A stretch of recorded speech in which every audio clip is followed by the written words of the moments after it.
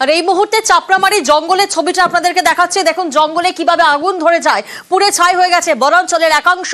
একাধিক বন্যপ্রাণীর মৃত্যুর আশঙ্কা সামনে আসছে। চাপড়ামারির রাস্তা লাগোয়া জঙ্গলে এভাবেই আগুন ধরে যায় আচমকায়। যে ছবি এই মুহূর্তে আপনারা দেখছেন, পুড়ে ছাই হয়ে গিয়েছে বনাঞ্চলের একাংশ।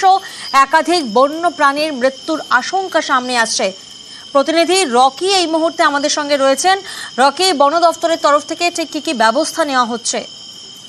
তোমাকে প্রথমে আগে বলে রাখতে চলবো, সংরক্ষিত বনাঞ্চল চাপড়ামারি জঙ্গলে কিন্তু দাউ দাউ করে জ্বলছে আগুন। আগুনের লেলিহান শিখা দেখে মনে হতে পারে আমেরিকার সেই বিধ্বংসী দাবানলের কথা। খুনিয়া মোড় থেকে চাপড়ামারি যাওয়ার যে রাস্তার পাশে দাউ দাউ করে জ্বলছিল এই আগুন। কিভাবে আগুন লেগেছে তা কিন্তু এখনো পরিষ্কার নয়। এই দিন ঠিক 7:30 নাগাদ এক চিকিৎসক দম্পতি তারা ঝালং থেকে বা নাগারগাঁও উদ্দেশ্যে আসছিল। সেই সময় চাপড়ামারি জঙ্গলে সেই আগুন দেখতে পায় এবং সেই দেখে কিন্তু রীতিমতো তারা আতঙ্কিত হয়ে পড়ে এবং তারা কিন্তু সহকারী যে আধিকারিক রয়েছে, বন আধিকারিক, তাকে এক চেনা মাধ্যমে খবর পাঠানো হয়েছে। বন দপ্তরের তরফ থেকে সূত্র মারফত জানা গিয়েছে সেখানে বনকর্মীরা গিয়েছে এবং প্রত্যক্ষদর্শী সেই চিকিৎসক দম্পতি জানিয়েছে যে পরিমাণে আগুন লেগেছে সেক্ষেত্রে কিন্তু বন্যপ্রাণীদের জীবন সংশয় হতে পারে। আর এই ঘটনায় কিছু রীতিমতো চাঞ্চল্য ছড়িয়েছে। প্রিয়াঙ্কা, বেশ।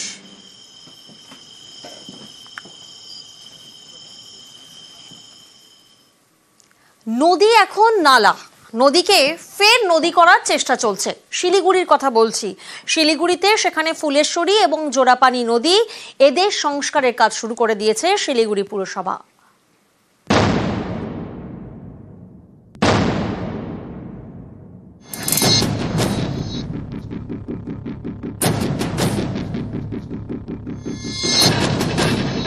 আবর্জনার স্তূপ, ঘোলা জলে পচা গন্ধ, দেখলে মনে হবে যেন পচা খাল, কিন্তু আসলে তা নয়। আসলে নদী, ফুলেশ্বরী, জোড়াপানি। শিলিগুড়িতে আগে যেই অবস্থায় নদীগুলোকে দেখেছিলাম আর এখন তো সেটা একদম নর্দমা জঘন্য একটা অবস্থা হয়েছে। মানে সেখানে না আছে মাছ, না আছে ইনসেক্ট, এতটাই দূষিত। নদী যেন নালা, আবর্জনার বিষে নদীর দম বন্ধ হয়ে আসে। এই নদী বাঁচাতে এবার উদ্যোগী শিলিগুড়ি পুরসভা। তারা ঠিক করেছে ফুলেশ্বরী এবং জোড়াপানি নদীর সংস্কার করা হবে। এর জন্য 10 কোটি টাকা বরাদ্দ করেছে রাজ্য সরকার। দুটি নদীতেই ড্রেজিং এর কাজ শুরু করেছে শিলিগুড়ি পুরসভা। ফুলেশ্বরী এবং জোড়াপানি নদীকে পুরনো চেহারায় ফেরাতে চাইছে শিলিগুড়ি পুরসভা। নদী দুটির উপরে যে ব্রিজ সেটা ঘিরে দেওয়া হয়েছে যাতে কেউ নদীতে নোংরা ফেলতে না পারেন। সচেতনতার বার্তা দিয়ে বোর্ড বসিয়েছে পুরসভা। নদী দূষণের বাইরে আসার জন্য এটা বিশেষজ্ঞরা দেখেছেন যে শিলিগুড়িতে নদীগুলোর দূষণের পরিমাণ অত্যন্ত বেশি। সেই দূষণের পরিমাণ আমরা কমাচ্ছি এবং এই দূষণের পরিমাণ আরো কমার ক্ষেত্রে একটা আমরা নির্ণায়ক গুরুত্বপূর্ণ ভূমিকা আমরা নিতে যাচ্ছি। ফুলেশ্বরী, জোড়াপানি, এই দুই নদীর পাড়েই অসংখ্য ঝুপড়ি। পুরসভার দাবি এসবই অবৈধ। 3-4টে নদী শিলিগুড়ি শহরে, খুব বড় বেশি নদী নেই। মূল নদী মহানন্দা, এর সাথে হচ্ছে ফুলেশ্বরী। এটা একটা অপ্রশস্ত ড্রেনের আকার নিয়েছে। এনক্রোচমেন্ট হতে হতে সেখানে খাটা পায়খানা, সেখানে বেআইনি ঘর বাড়ি ইত্যাদি, সেই জায়গাগুলোকে আমরা ঠিকঠাক করছি।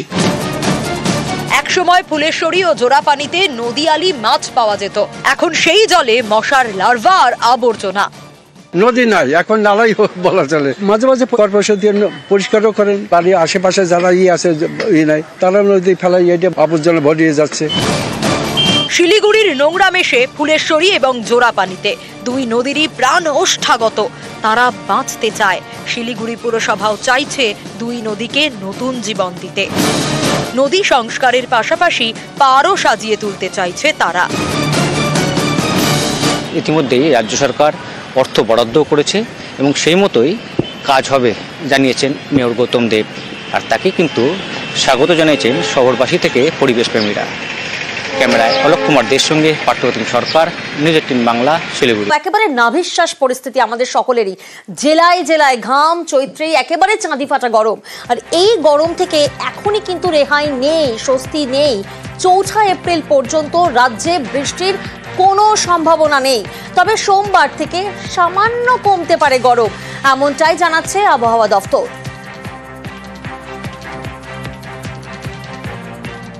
কষ্ট হচ্ছে, কি করবো, বেরোতে হবে আমাদের কাজই এই আমাদের পেপার দেওয়া। যতই গরম হয় আমাদের তো বেরোতেই হবে।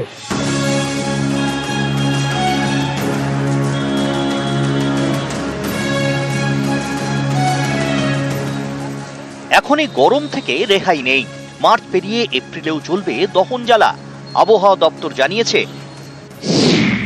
৪ এপ্রিল পর্যন্ত রাজ্যে বৃষ্টির সম্ভাবনা নেই। ৪ এপ্রিলের পর বৃষ্টির সম্ভাবনা ৫ জেলায়। ঝাড়গ্রাম, পুরুলিয়া, বাঁকুড়া, পূর্ব এবং পশ্চিম মেদিনীপুরে বৃষ্টির পূর্বাভাস। সোমবার থেকে দক্ষিণবঙ্গে তাপমাত্রা কমতে পারে ২ ডিগ্রি। ৪ তারিখে পশ্চিমের কয়েকটা জেলা ২-১ জায়গায় বিক্ষিপ্তভাবে হালকা বৃষ্টি হতে পারে। ৫ তারিখেও আপনার কয়েকটা জেলাতে বিক্ষিপ্তভাবে ২-১ জায়গায় হালকা বৃষ্টির সম্ভাবনা আছে।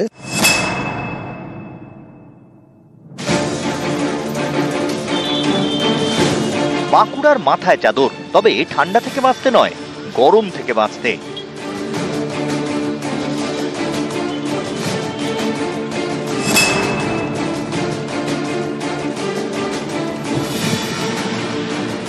রোদে পুড়ছে পশ্চিম বর্ধমানও, গরমে নাজেহাল, রাস্তায় বেরোনো দুষ্কর।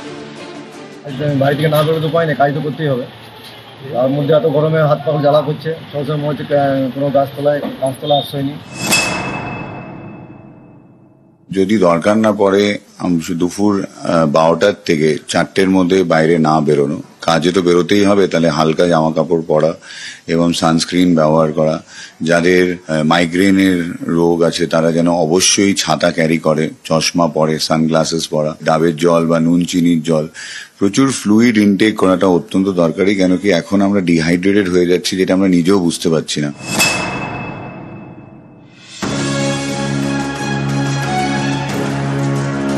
কলকাতা থেকে জেলা, গরমে হাঁসফাঁস করছে পশু পাখিও। পুরুলিয়ার সুরুলিয়া চিড়িয়াখানা, এখানেও রোদে নাজেহাল পশু পাখিরা।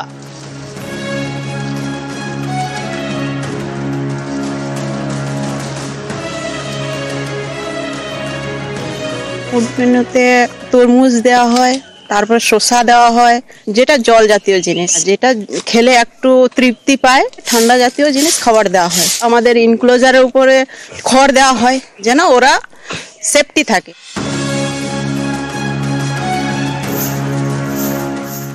নিউজ 18 বাংলা।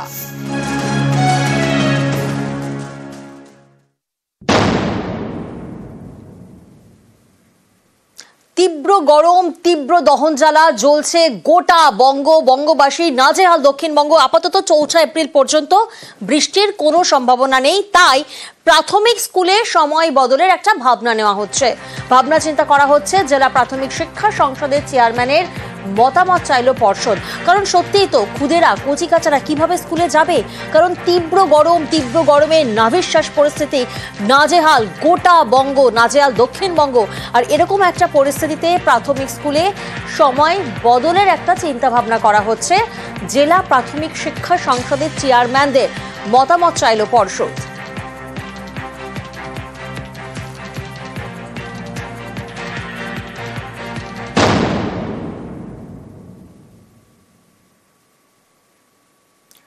গরম বাড়ছে, একটু এদিক ওদিক হলেই বাচ্চাদের শরীর খারাপের একটা সম্ভাবনা থেকে যাচ্ছে। গরমে শিশুর যত্ন নিয়ে বিশেষজ্ঞ চিকিৎসকের পরামর্শ শুনুন।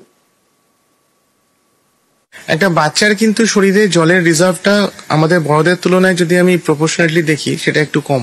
ঘেমে খুব তাড়াতাড়ি তাদের জল শুকিয়ে যেতে পারে। তাহলে শুধু জল বলে নয়, পারলে একটু ওআরএস এর জল, নুন চিনির যে জল সেটা, কিন্তু সেক্ষেত্রে মনে রাখতে হবে নুনের মাত্রা অতিরিক্ত হওয়া কিন্তু ভালো নয়। একদম সকাল অথবা একদম বিকাল, যদি বাচ্চাকে বার করতেই হয় এই দুটো টাইমে বার করবো। ঘরের মধ্যে থেকেও কিন্তু সে হিট ওয়েভে এফেক্টেড হতে পারে। বাচ্চাকে আপনি এসিতে রাখতে পারেন, কিন্তু সেটা সলিউশন নয়। তার বদলে সারাদিনে একাধিকবার গা মুছিয়ে দিচ্ছেন, স্নান করলেও আপত্তি নেই। জামা কাপড় হওয়া উচিত লাইট কালার্স এবং অবশ্যই পিওর কটন। রসালো যে খাবার দাবার গুলো, যে ফল সিজনাল ফ্রুটস, সেটা যেন ঠিক মতো খেতে পারে। গ্রিন ভেজিটেবলস যেগুলো বলে, সেগুলো যেন খাদ্যাভ্যাসের মধ্যে থাকে। যদি স্কুলে যাচ্ছি, প্রচুর জল এবং প্রচুর হাওয়া এটা যদি ঠিকঠাক রাখা যায় তাহলে একটু বেটার। যদি কোনো কারণে গরমে বেশি কষ্ট হচ্ছে তাহলে একটা ভিজা কাপড় রাখুন, সেই ভিজা কাপড়ে নাক মুখটা অন্তত জড়িয়ে রাখা যায় এবং কন্টিনিউয়াসলি বারবার সেই কাপড়টাকে ভিজিয়ে নেওয়া, যাতে শরীরটা ঠান্ডা থাকে।